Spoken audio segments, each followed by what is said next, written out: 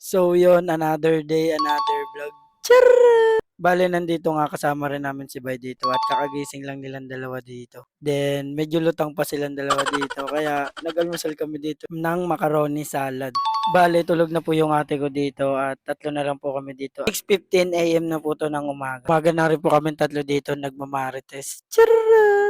Bale nga sabi po ni Bay dito na bakit hindi pa ako natutulog. Talagang hindi ako makatulog kapag hindi kita naiisip. Charot! Actually, kakatapos ko lang din magkape dito. Kaya sabi rin ni Bay na kumain daw po kami dito ng macaroni. Tabang kumakain kami dito na napagtanto ko nga rin na kahit hindi ko sila kapatid na tunay, kapatid na rin ng turing ko sa kanila at gano'n rin sila bilang kuya nila ako. Kaya hindi ako nagsisi na nakilala ko sila at lalo na rin si Ate Zenaida na tinuring akong kapatid at tinuring ko rin siyang ate. Halos lahat sila na tinuring na rin akong pamilya. Kaya sobrang na-appreciate ko po talaga lahat ng yan. At syempre dahil din kay God na binigyan tayo ng magandang ugali at marunong tayo makisama at may respeto tayo sa bawat nakakasalamuhan natin na tao. Kaya dito, bali si Bay nga nagse-cellphone siya dito at may inaayos po siya dito sa GCash at sabi niya nga din po, ang aga-aga daw po nagba-vlog ka na naman. Charot! Sabi niya nga dito, kakagising niya pa lang, stress na siya. Charot! Naalala niya daw talaga yung kaibigan niya dito, yung nagba-vlog din. Kaya sinabi ko sa kanila dito na mag-vlog kami dito at para remembrance din kapag kapamilya na ako. Charot! Kaya yun, balik nga ulit tayo dito sa pagkakain natin ng macaroni salad. Kaya dito si Boy, tamang kain rin din po siya dito. Dalawa kami. Bale si Boy dito sa kabila. Mamaya na lang daw po siya kakain ng macaroni salad. Kung napapansin nyo, mamatakaw ako talaga kumain ng macaroni salad. Totoo po yun. Charot! At kaya yun, dito na lang din po nagtatapos. Maraming salamat sa inyo. Bye-bye!